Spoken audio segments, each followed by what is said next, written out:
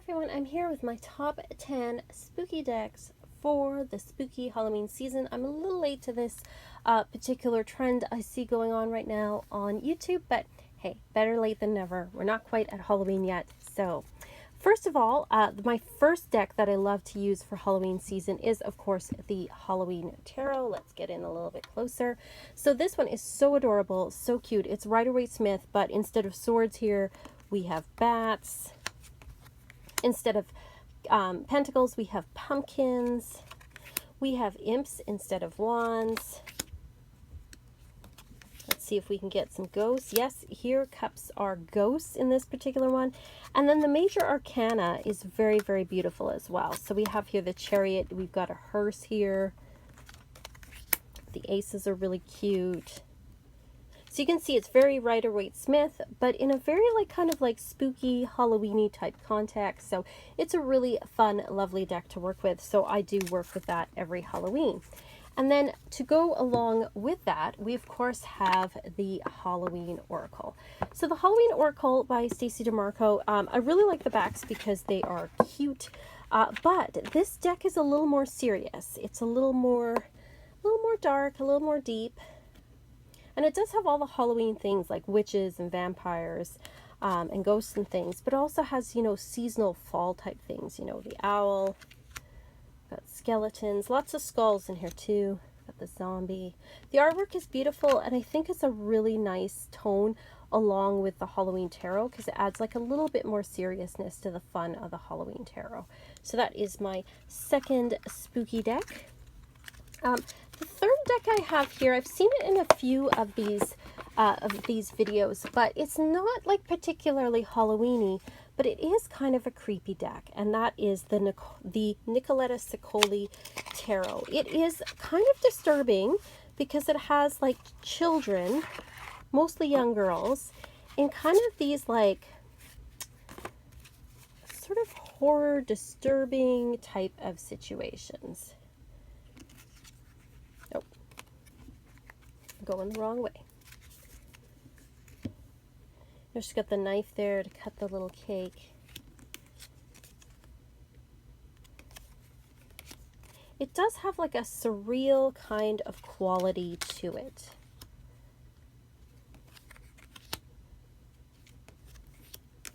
This is one of my favorite cards in this deck. Like this one here, where you've got this devil sort of spanking this child. It is a little odd, a little disturbing, definitely good for doing a lot of people say inner child work or childhood trauma. This is a really great deck for that. And it does have, like I said, kind of that spookier type quality to it. The next deck that I have on this list is, of course, the Tarot of the Vampires.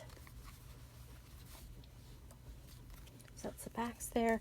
This, I mean, this is a classic. A lot of people really love this one. It is not a Rider-Waite-Smith type deck, so it does take a little bit of study, and the book that comes with it, the guidebook, Phantasmagoria, is really, really wonderful. An excellent, excellent book.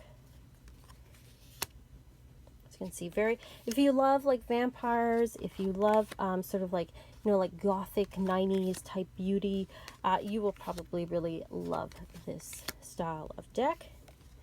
It's a fun one to read with at this time of year. It definitely has a dark, edgy quality to it, and it is, it's a very sexy type of deck. So I really love working with this one as well.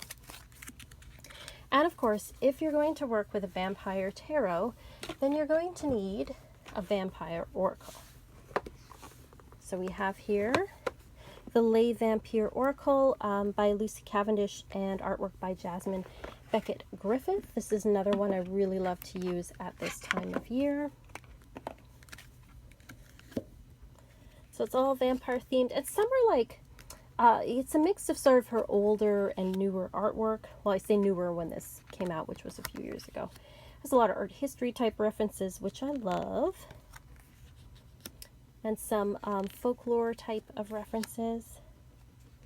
But it's a really lovely deck. And again, this would pair really well with the Ciccoli Tarot and also with the Vampire Tarot as well. Or I could see it going with the Halloween Tarot too, if you want to pair tarot and oracle decks. So really, really lovely deck. And it does have that creepy, cute, a little bit disturbing kind of vibe, same as the Nicoletta Ciccoli Tarot. Another tarot deck I really love to use, and was my deck for September, is the Haunted Mansion Tarot, or the Dark Mansion Tarot, pardon me. So this deck is really, this is like very spoopy, like very creepy cute. It makes me think kind of Tim Burton.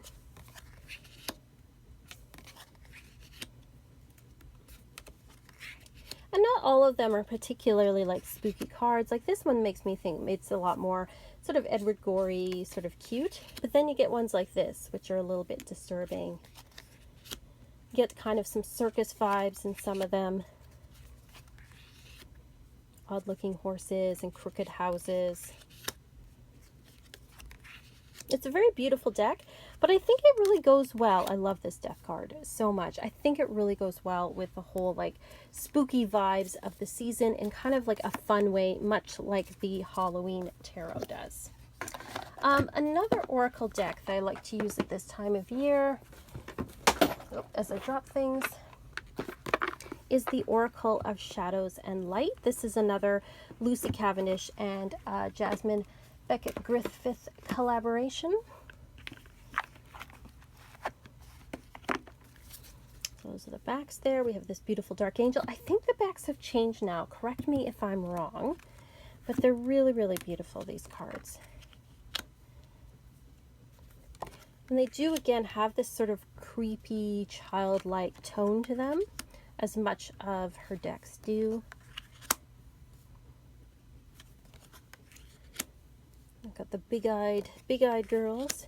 And then you've got this is like very sort of creepy, Faceless Ghosts and the Haunted Girl. A Clockwork Pumpkin. Some of them are a little bit steampunky. Absinthe Fairy. So very like gothic, very dark. Great for use at this time of year. Next in this category, we have demon-themed decks. So I have here the Occult Tarot, which I would not recommend as a tarot deck, to be honest. Cover looks super cool.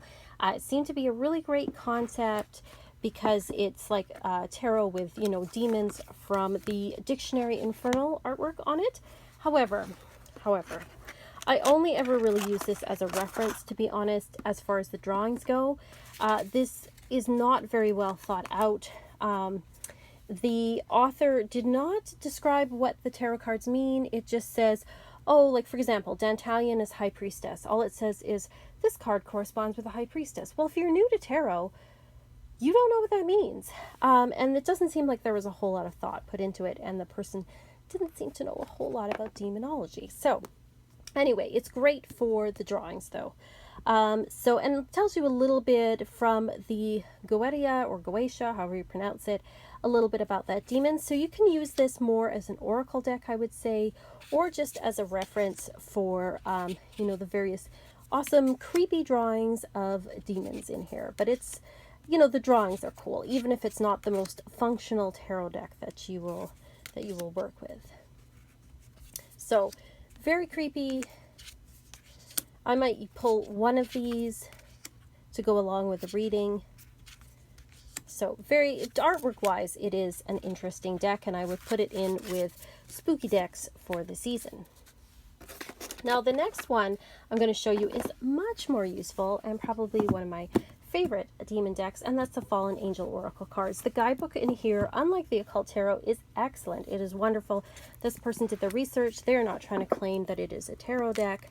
The artwork in here, I like it, but I wish, you know, it was a little bit like this one is good because it has like a sort of an image of what that particular fallen angel looks like. But some of them are just like a building or something, but it does have this very moody and spooky vibe to it. And like I said, the guidebook is really, really excellent. And this is another one that's really great to use with like a tarot reading, like in conjunction with as an oracle deck. So really lovely deck. You know, it does spook some people, but honestly, when you start working with it, you'll see that this deck is actually very loving and very truthful, very like on the mark.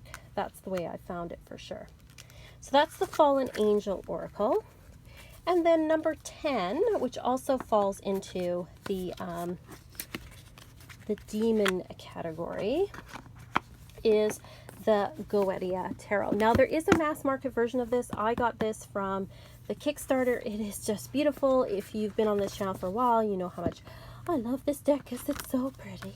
Again, I wouldn't really use this as a tarot deck, although the author did way more research than the Occult Tarot did, and they have meanings of the cards, their explanation of why they picked who for which card. So definitely much better researched and much more functional as a tarot deck. But I like to use this in Oracle, and just honestly, the artwork is so beautiful. Like, I love this silver and black, which appears very holographic on screen. It's very, very beautiful. Like, just really well thought out artwork. There is some nudity in here, so you know, if you're not into that, then this particular deck may not be for you. But really, really beautiful. Like, this Lucifer here is so lovely. Like, just beautiful, gorgeous artwork. The quality on this deck is amazing. Again, more beautiful Lucifer. It's a lovely deck to work with. And, you know, sometimes I've kind of used all three of these demon decks in conjunction with each other, where I'll pull one from the Fallen Angels, see what it has to say, and then I'll find the demon in this particular deck and in the other deck, and just kind of compare them and compare the drawings and things. So it's a beautiful deck. It's a beautiful deck. So those are my top 10 spooky decks for the spooky Halloween season. Let me know if you like these, if any of these are on your list, or any you work with, or the ones where you're like, no, I definitely wouldn't work with that. Let me know. And I love seeing everybody else's Halloween decks as well. If you're looking for a reading from me, you can go to my Etsy shop right now. I have an Inner Demon sort of shadow work reading going on as my featured reading for the month of October, so you can check that out there. And then on Patreon as well, we are working through doing a creativity coven, working on getting in touch with our creativity, and also in Witch School we are doing water magic, so like mirror magic, jar magic, those kind of things. So you can check that out there. And again, thank you so much for watching, and as always, peace and love and rock and roll.